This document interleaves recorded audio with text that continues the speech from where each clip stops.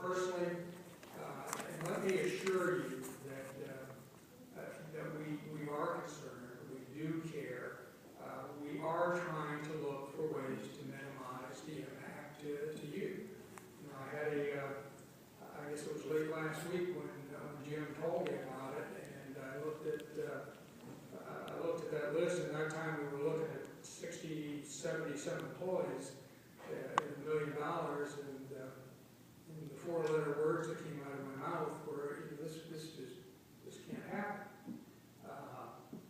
We had a meeting Monday with Amy and some of the departments, and we think we mitigated it somewhat. And that's what Jim is talking about with trying to do the perhaps the 29 hours in some cases.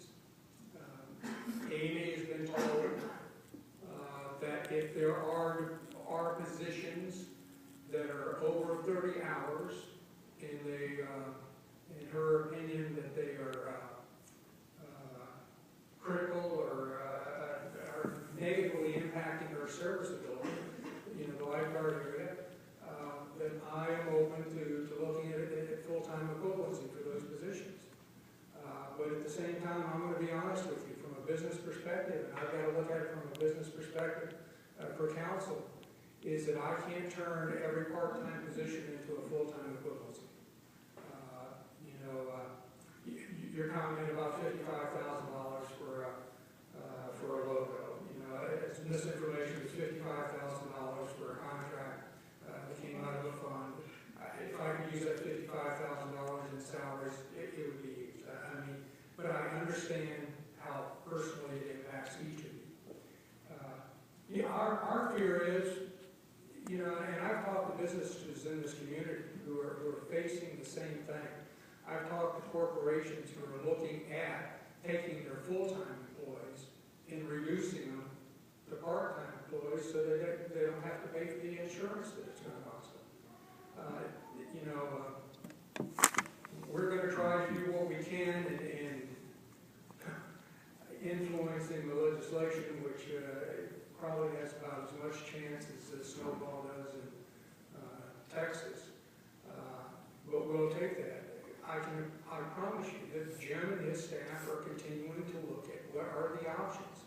Amy, as a department head, and it impacts parks, and we've talked about the library, she can come to us. She knows what her service delivery is. We're not going to negatively impact the service delivery.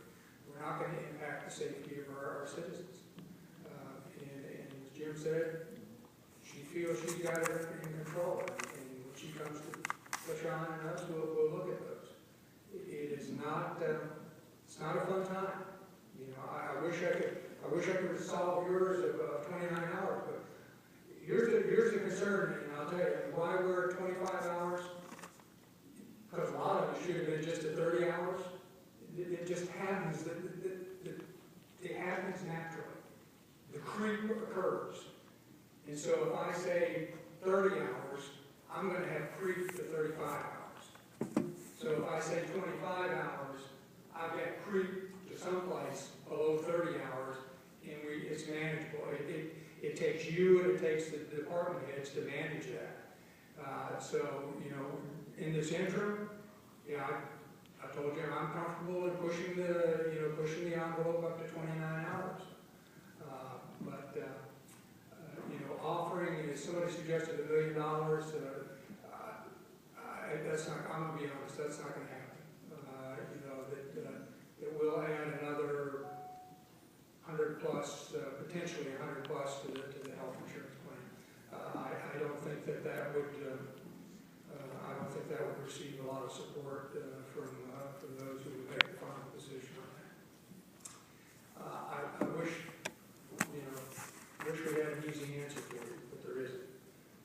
But I can assure you that we will continue to work to try to minimize the best we can in this short time frame. And I'm looking to Amy to address the Parks and Rec issues. That's my expert. That's why Jim's got all the answers. That's why he's here. So, but I just felt I personally wanted to wrapped up here to tell you that we value you. You know, I've worked for this city for 22 years. I've been through the good times and the bad times. We've been through some rough times. We're coming out of that. It looks better. But there are challenges, and it's been a while since I've been at TMC, but I knew many of the employees up there, and Steve, and up at Carpenter. I value each one of them.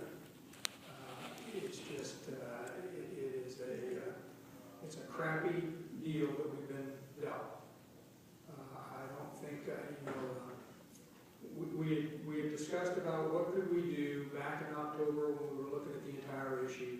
And one of the things we did know is that if we made changes in our health insurance plan that we were offering, we jeopardized the entire plan because of the federal legislation. So, we have to deal with what we're dealing with, and I'm just hoping it doesn't get worse. I really am. I just think that the way they're going about things in D.C. is just, it's going to get worse before it gets better on this whole issue. There's a lot of opposition.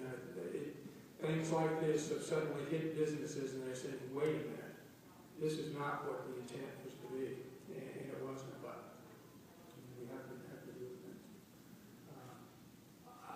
Jim is right. I can't, I wish I had an answer for every one of you that you've got each of you have got your individual problems, and the hours cut back. We know, and when they came to me, I said, this is not a matter of health insurance. This is a matter of hours worked and salary earned.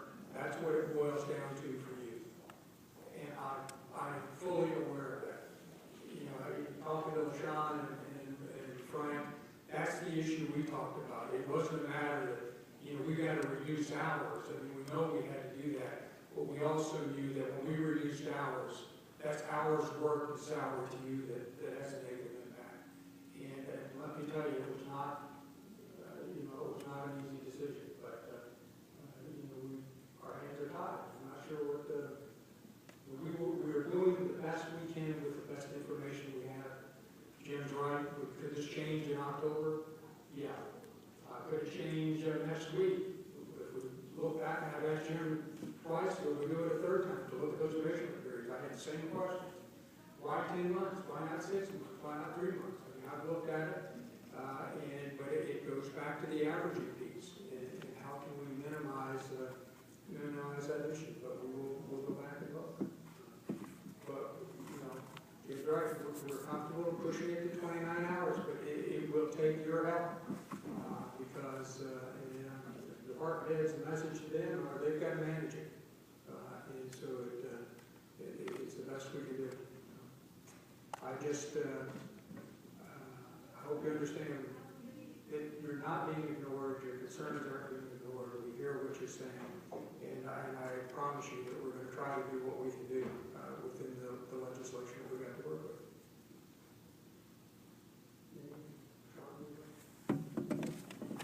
Thank you for your time, folks. Yeah, I have a thing because it hasn't brought up here. We've been talking about offering health insurance. There's another option, which is the city paying the fine. If we pay the fine, it's $140,000, $150,000 we're talking about for 60 or 70 employees. So that's another option to think. It's not millions. It's not millions. We have to look at it globally. It's not just 60 or 70 employees. I've got 2,800 employees that I've got to look at when we start talking about that. But they're not working, so you wouldn't have to pay fines for them if they don't work over 30 hours a week. You only have to pay fines for the ones that work over 30 hours a week. So again, it seems like you're taking us as ignorant, and we're not. So I'd like to know, my last question is, who do we need to talk to? Because I guess we're talking about policy here and changing hours. Who do we need to talk to? Do we have to go to city council to have budget decisions made? I told you who made that decision. I'll stop with me. I make the decision. It's an internal administrative matter. Council is not going to change the policy unless they're willing to pay for the health insurance. My discussions with them, that's not going to happen. So it's my decision, policy, that's where it stops, right here.